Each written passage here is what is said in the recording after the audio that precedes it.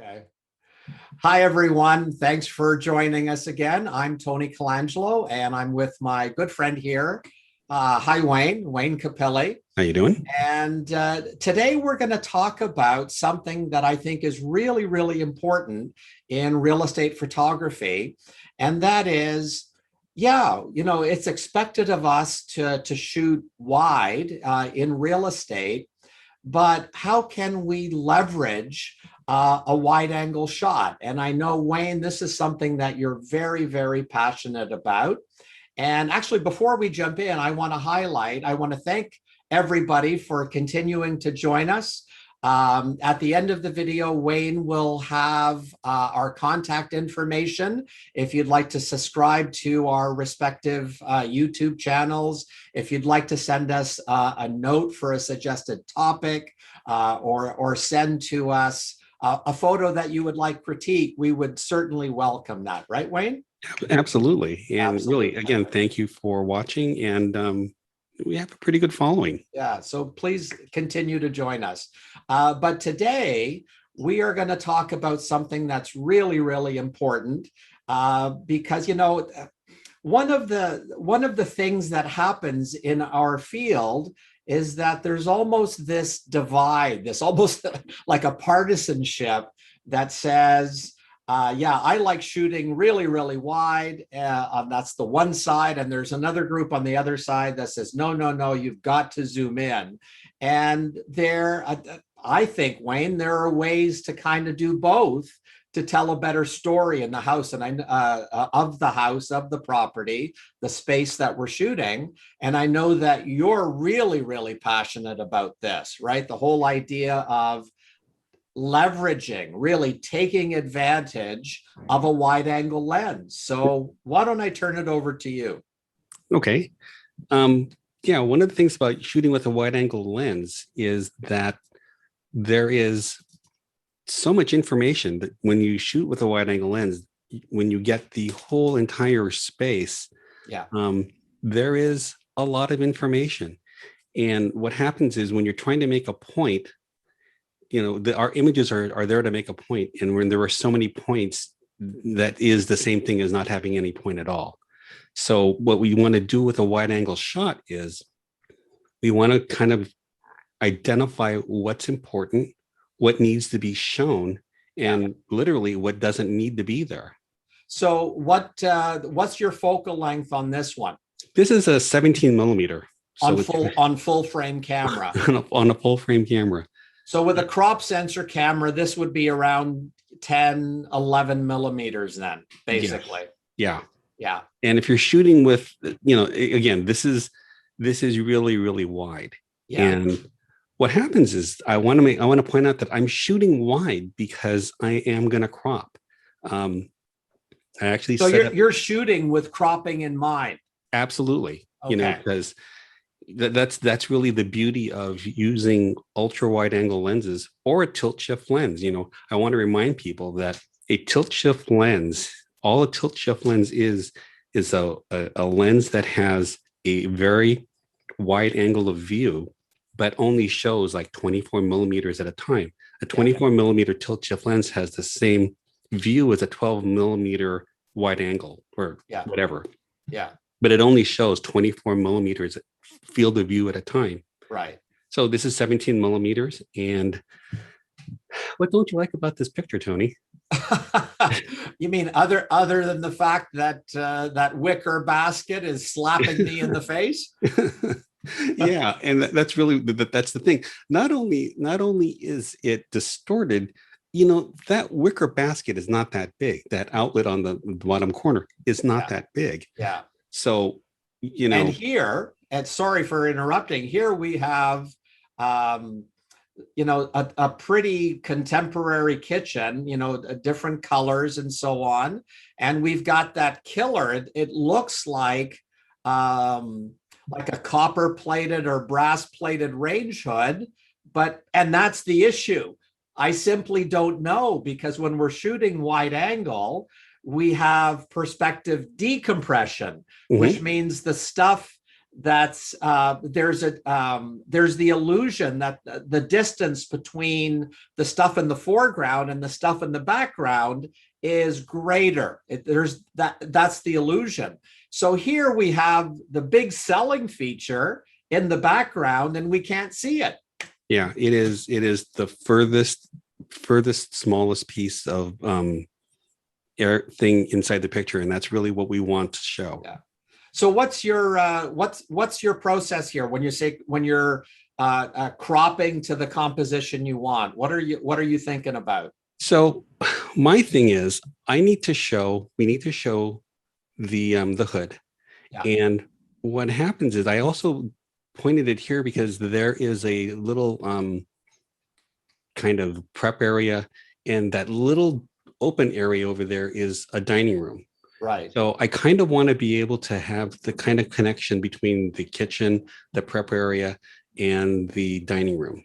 Right. So what I do is, as I look at it, so what don't I need? Like you said, I don't need the wicker basket. I don't need this wall. This is a refrigerator. I don't need to show all the refrigerator. Yeah. I actually don't even need to show the feet of the stools. Don't need to.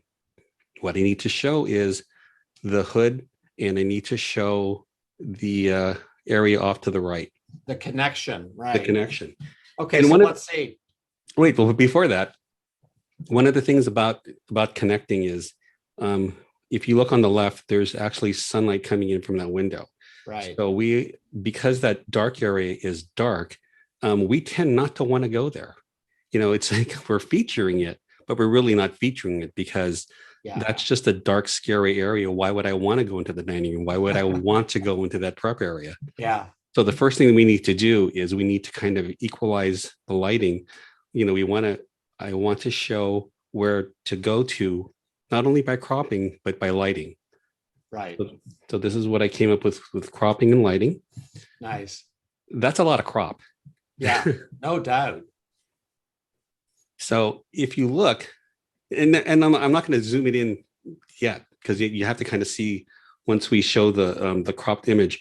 But what happens is, thought process wise, I darkened the left side. I did a little bit more of a window pull and brought the luminance down, so that's darker than the luminance value on the far right. So you're balancing it more a little bit. Yeah. And so I actually lit the dining area, and I'm only showing a sliver of it. If you look, I'm only showing a sliver. I don't need to have this cabinet. Yeah. I don't need to show that. I just need to show that there is just some room here off to here. So that's what I came up with. Nice. And again, everything still looks small, but as we go through the final crop, bang. Wow. We are now, it's like we stepped 2 steps closer to the hood into the kitchen. Yeah. Now what happens is, this isn't the reason why it works is the distortion on the sides of wide angle images. Those are very, very large, and it really emphasizes how small the hood is. But if you take out the distortion and see, that's another reason why it looks closer, is because the wide angle distortion on the sides of the frame are taken away. So it's very perspective. It looks proportionate now. Absolutely. Yeah. And again, we can see that it's a hood. We can now see that there is a little bit of a dining area back there, and that prep area. So look, if we use the language of the agent rather than any photography jargon, this photo helps to sell this part of the house better than the previous photo. Absolutely. So with this being so wide, this is actually showing and highlighting the prop breakfast bowls, not really the room. I mean, seriously, if you look at it, it's like, I want you to wonder if there's milk inside this. You're telling me with this crop and this thing is like, this is the most important part of the picture. Yeah. Where with a little bit of cropping and a little bit of lighting, it's like, I'm directing you to go to various parts of the room and highlighting it. Very cool. And it's interesting, you're still, I mean, if you were to put the rule of thirds grid onto this, you're still leveraging rule of thirds here. Absolutely. Yeah. And again, we're eating our dog food about off center 1 points. Yeah. So this is, I'm kind of centered onto the, is it a milk thing? The jug. Yeah. And then my crop is off to the side. Yeah. No, as opposed to turning the camera. If you notice. Oh my goodness. Don't get me started about those slight oblique angles. That talk about a shot killer. Yeah. No, I think this is very, very effective. And I hope our viewers take this to heart. So what do you got? What do I got? Okay. So the point I wanted to make, first of all, I agree with you completely in terms of the importance of leveraging our ability to crop to tell a better story, to talk about, as you put it, Wayne, to show the life of the space that we're wanting to most show, right? Right. Or show the most. But we have to be mindful as real estate photographers that sometimes there are dangers. There are situations where you simply can't crop away the distortion, right? So I'd like using this photo as an example. In this photo, it highlights, and as much as I love your approach, Wayne, I think there are certain instances, and they don't happen often, but as real estate photographers, we have to be mindful of the fact that sometimes that wide angle distortion is going to be there, and there are certain ways to fix it. And unfortunately, cropping might not help us. And I want to use this photo as an example of that. Okay. So typically when I shoot an ensuite or a powder room or something, I like putting my camera quite a bit outside the room, like outside the door jamb. Here, I couldn't do that because if you see my cursor, there is this sort of little like partition wall right here. And if I were to put my camera a foot or two outside of the door, the right side of my shot would have captured this sort of partition wall right there. Do you know what I mean? Yeah, absolutely. Yeah. So I had to put my camera closer to my subject matter than I normally would have. And as you can see here by the plane of this vanity, we're starting to see the impacts of wide angle lens distortion, which is essentially stuff that's closest to the lens starts getting warped or skewed the closer that we get to the edges of the frame, the corner of the frame. Mm-hmm. And when we have this, we have to be mindful that we can't just crop it away, because if we try to get rid of this plane at the bottom, 2 points. A, we can't get rid of all of it because that distortion is there. Mm-hmm. And B, if we want to keep the same aspect ratio to get rid of some of the stuff that we're trying to crop away here, it really buggers up our composition and the integrity of our composition. So that's the point that I wanted to make, just as a little something to keep in mind, because I don't want our viewers to think that shooting ultra wide and cropping is going to be the answer on every single shot.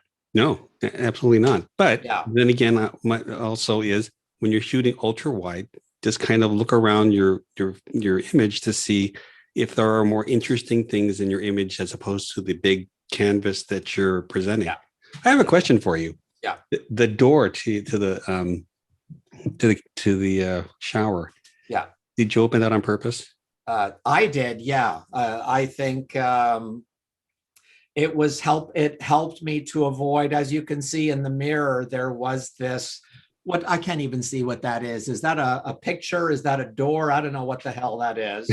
But it was being reflected in the glass. So I just decided to bypass it by opening the door. Okay, so when you opened the door, did you make a conscious decision how much the door was going to be open? Well, God, I shot this so many years ago. I have zero recollection what I did.